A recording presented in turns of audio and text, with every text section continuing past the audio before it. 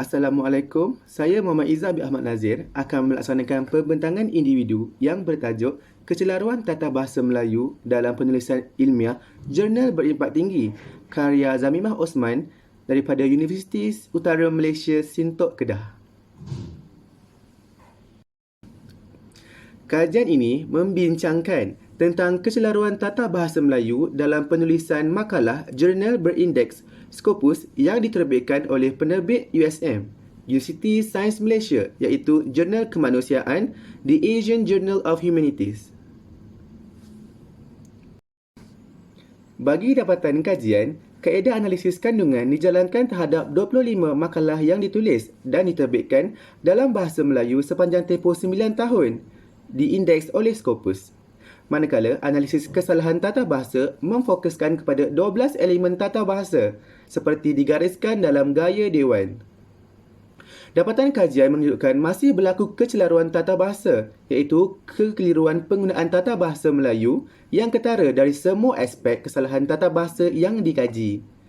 Dapatan kajian menunjukkan daripada 12 elemen tata bahasa yang diteliti, kesalahan tata bahasa yang paling ketara dalam penulisan makalah terdiri daripada kesalahan ejaan, kesalahan fungsi penanda wacana, kata pemberi, kata sendi nama dan pengulangan kata jamak. Baiklah, pada analisis bahagian ini iaitu kesalahan ejaan, terdapat 32 kesalahan ejaan yang merangkumi 3 keadaan yang berbeza, iaitu yang pertama, pengguguran atau penambahan huruf dalam satu perkataan. Berdasarkan contoh di dalam artikel, perkataan didefinisikan ditulis sebagai didefinisikan, manakala frasa yang enggan pula ditulis menjadi yang enggan, serta perkataan pendengar dieja sebagai penegar. Yang kedua, kesalahan ejaan pada perkataan yang boleh membawa makna yang lain daripada makna perkataan yang dimaksudkan dalam penulisan.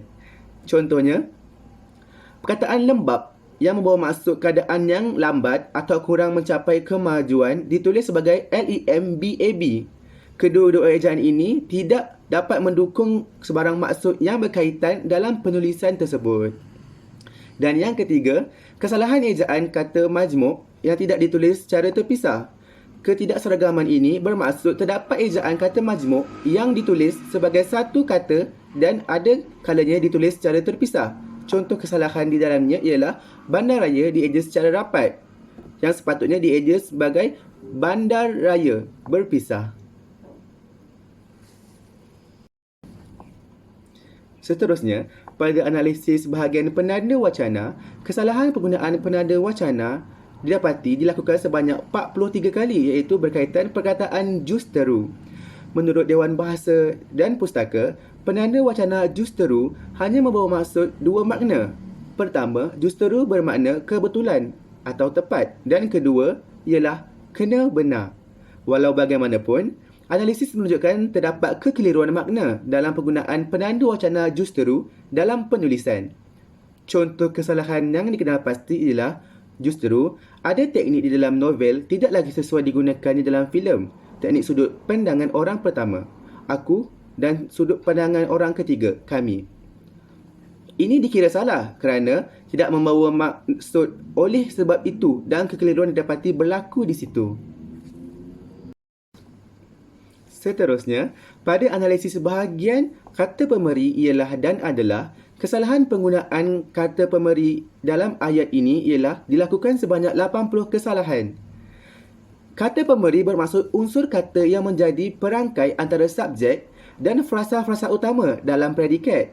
Kata pemberi ialah digunakan untuk menunjukkan persamaan dan hadir di hadapan kata nama atau frasa nama.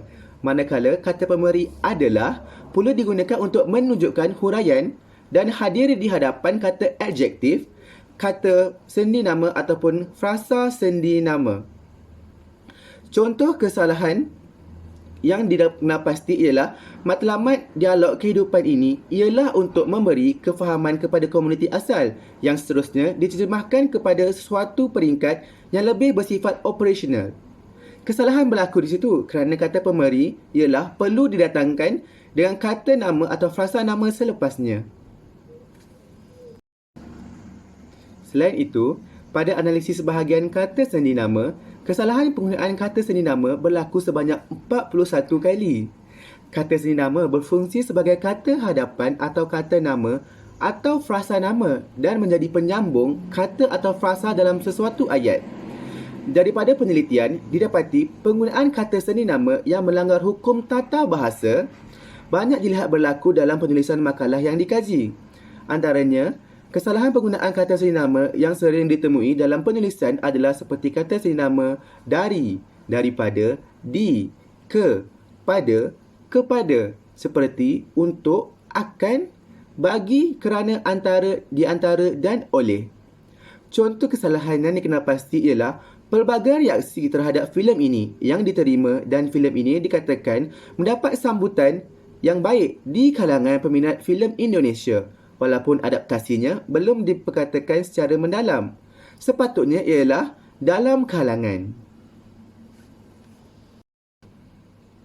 Seterusnya, pada analisis bahagian terakhir iaitu kata jamak berganda atau pengulangan, kesalahan penggunaan terjadi sebanyak 2 kesalahan.